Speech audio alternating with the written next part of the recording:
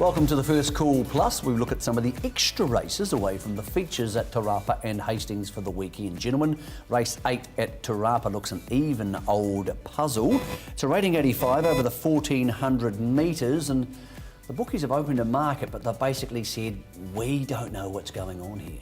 There are a couple of horses at first look at the market where I think are worth specking. Santiago at 13.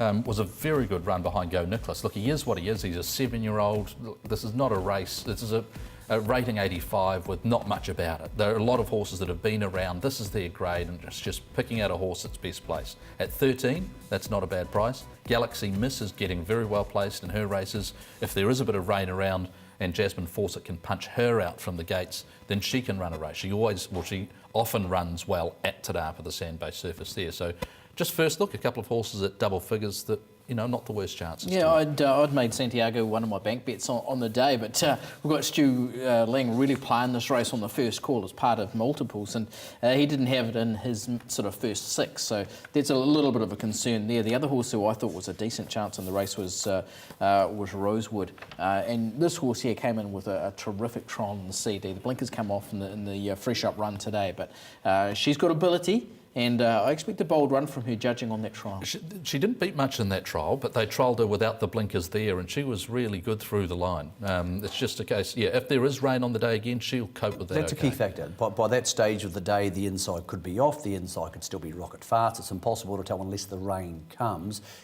Be honest, is it a race where you'll wait to see how things pan out during the day?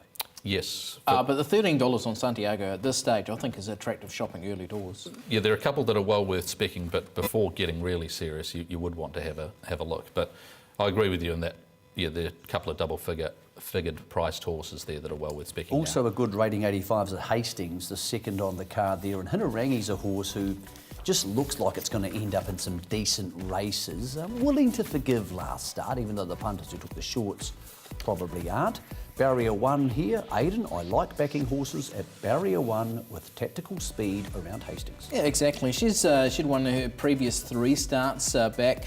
She comes in on 54 kilograms with Jonathan Parks doing the riding. Just a lot of upside in a race like this. So I think she gets into a lovely position on the speed. We take you back to the Trentham win. This was a super win this day.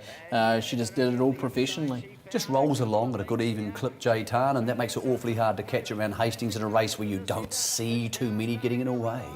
And look, everything about this was controlled by Matthew Cameron, so that'll be, as you mentioned, the task of Jonathan Parks. If she gets a similar run like that at Trentham, then she should be winning it.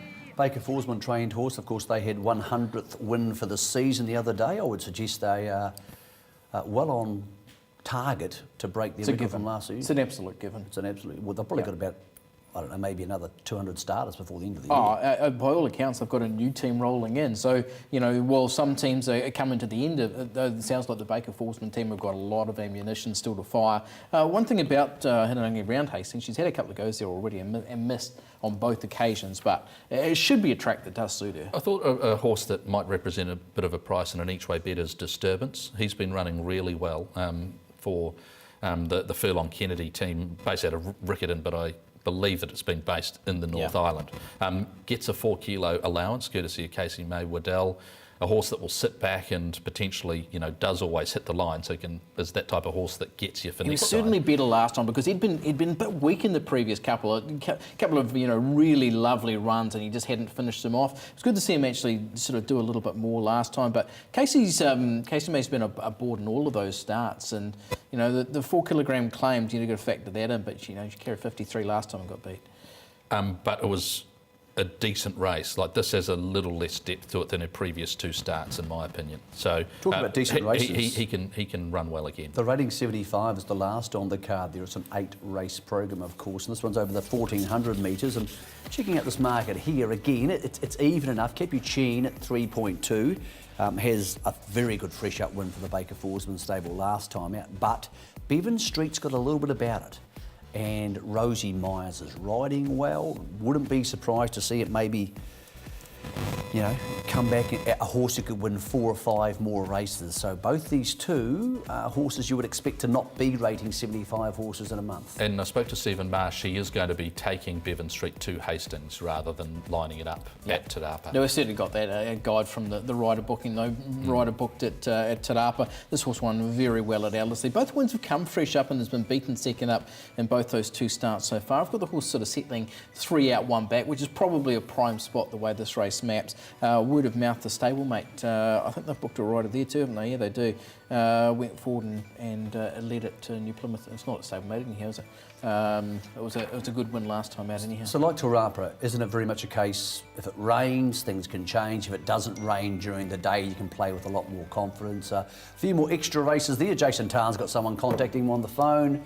Is that a tip of some sort, or is it a booty call? What's going on there? I'm getting something dropped off very soon. So. Oh, it is a booty call. Well, that's the update from Tunde here at Trackside. That's the first call. Hope you enjoyed it. Good luck on the punt over the weekend. Thanks for watching us today.